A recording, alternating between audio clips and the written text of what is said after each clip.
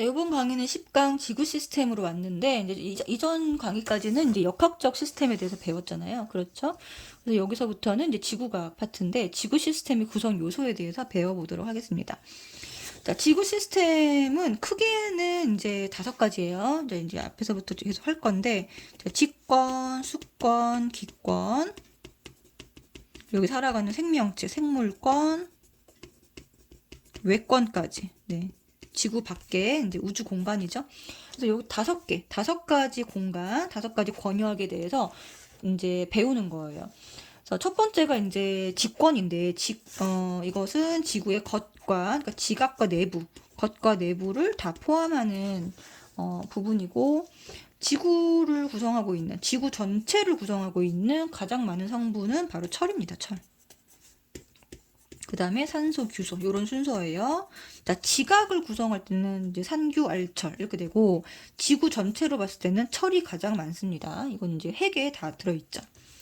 자, 이렇게 4개의 층으로 구분된다라고 중학교 때 배웠는데 이 층상 구조로 되어 있다고 하죠. 그러면 깊이에 따른 성분, 어떤 성분으로 되어 있는지에 따라서 그리고 이 성분들이 어떤 상태로 존재하냐, 뭐 액체냐, 고체냐 이런 거에 따라서 나뉘게 됩니다. 자, 깊이는 지각 같은 경우에 대륙과 해양으로 나뉘는데, 자, 대륙이 약 35km, 해양이 약 5km까지고요. 맨틀은 2,900km까지입니다. 그 다음 외핵은 2,900에서 5,100, 내핵은 5,100에서 6,400까지로 이루어져 있어요. 그 다음에 지각 옆으로 가셔서 보시면 해양 지각의 밀도가 대륙 지각보다 훨씬 크다. 그리고 무슨 상태로 되어 있다? 고체 상태로 되어 있어요. 그리고 이제 맨틀은 전체 부피의 약 83% 대부분을 차지하고 있고 여기도 고체 상태입니다. 그래서 맨틀 대류가 일어나는데 이거는 얘가 액체이기 때문에 일어나는 게 아니에요. 자, 맨틀 대류 일어나지만 고체입니다.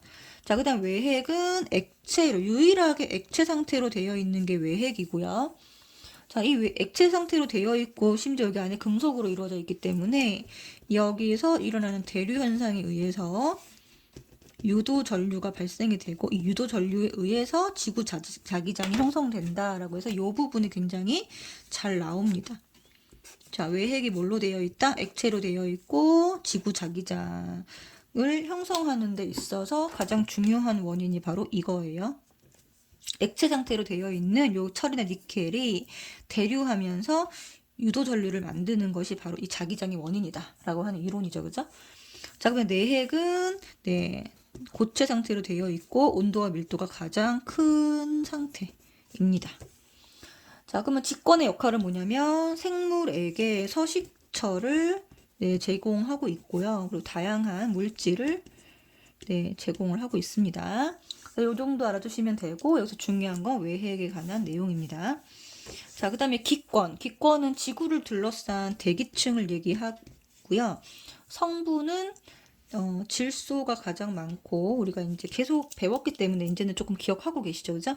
질소, 그 다음에 산소, 뭐 아르곤 이런 순서입니다. 자, 질소 굉장히 안정된 공기고요. 이런 것 아르곤도 굉장히 안정되어 있어요. 얘가 18적 원소이기 때문에 자, 근데 이제 이산화탄소 수증기 같은 것들이 굉장히 함량은 작지만 얘네가 온실기체죠, 그죠? 얘네가 온실기체로서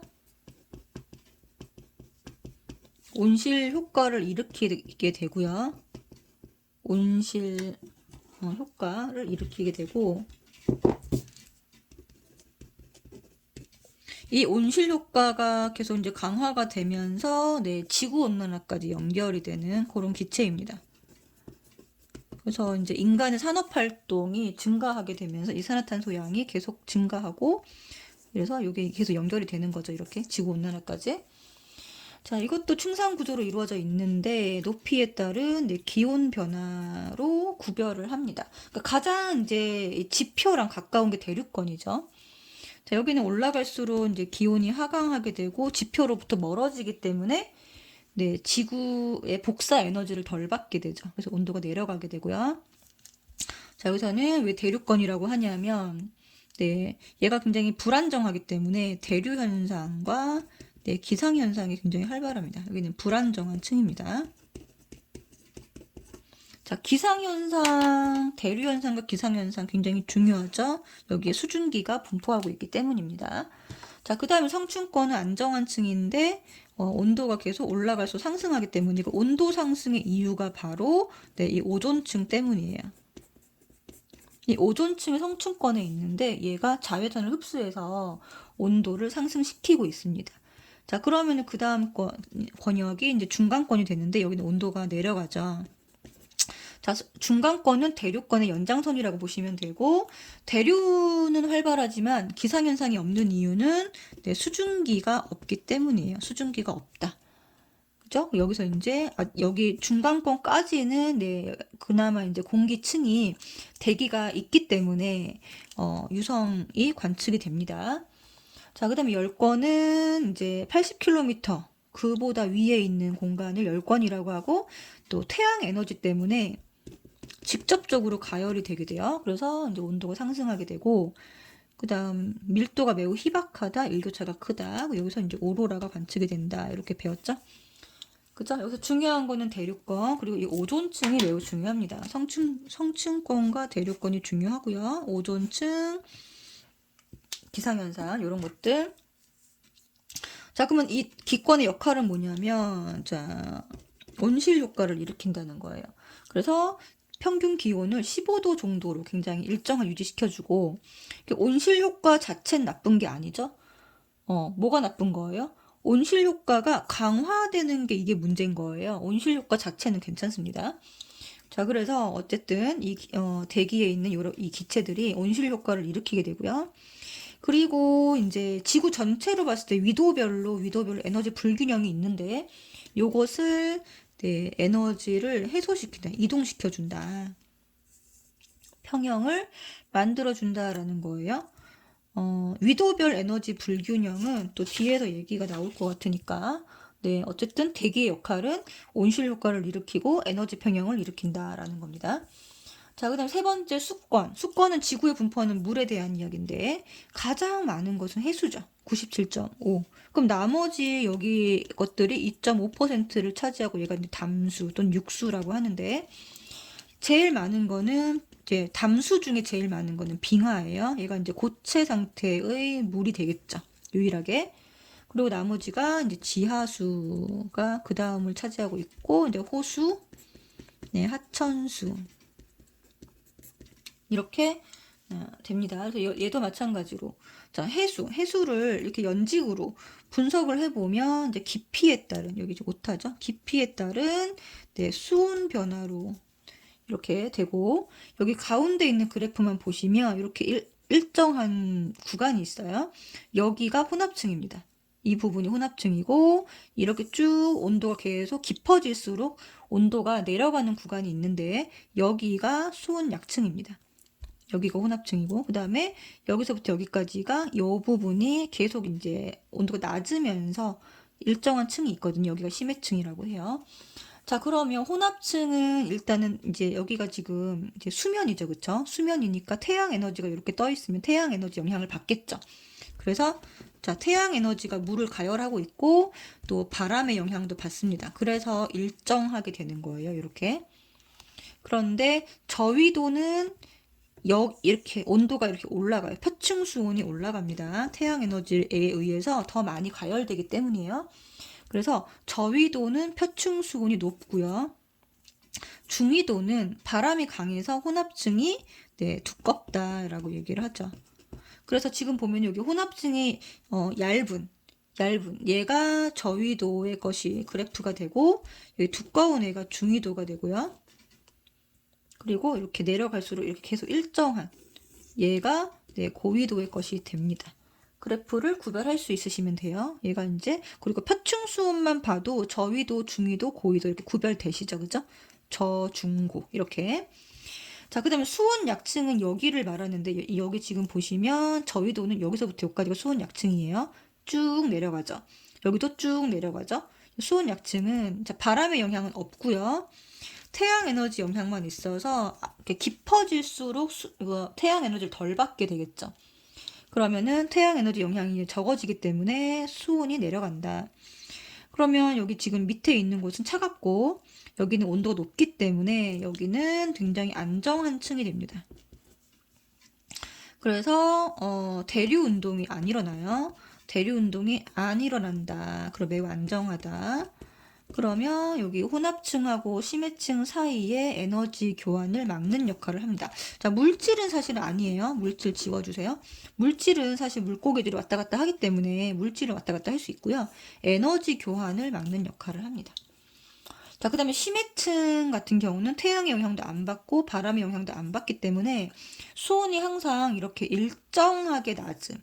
네, 그리고 부피가 제일 크다. 이렇게 이해를 해주시면 되고, 요 혼합층, 수온 약층, 심해층을 이렇게 구별한다. 라는 거죠. 자, 그러면 이 수권의 역할은 뭐냐? 네, 다 물로 이루어져 있으니까, 네, 비열이 매우 커서 태양 에너지를 여기에 담아둘 수가 있어요. 그래서 온도 유지에 굉장히 중요한 역할을 하고 있다.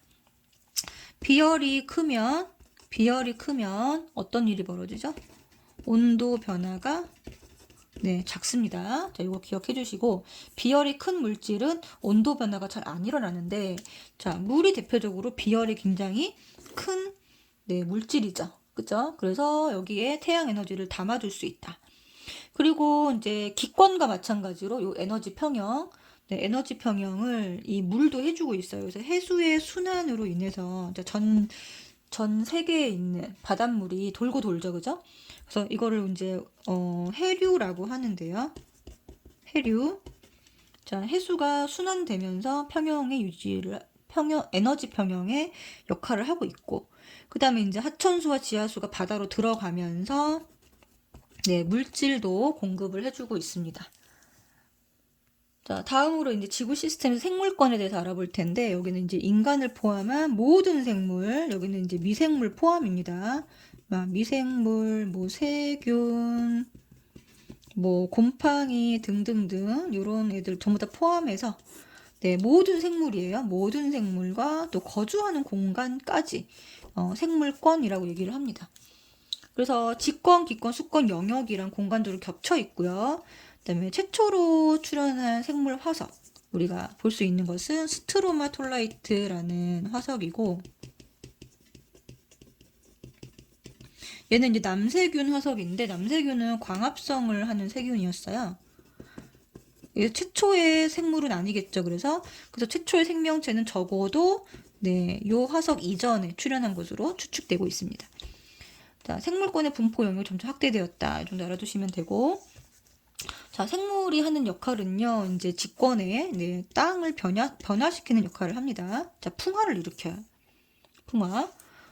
생물이 풍화를 일으킵니다. 그죠? 그래서 뭐 기계적 풍화도 있고, 그 다음에 화학적 풍화도 있는데, 기계적 풍화는 이제 식물 뿌리를 생각하시면 돼요. 자, 뿌리가 암석을 막 쪼개잖아요. 그쵸? 이렇게 기계적으로 또는 물리적으로 풍화를 시키기도 하고 아니면은 이끼가 바위를 녹이는 거는 네, 화학적인 풍화입니다.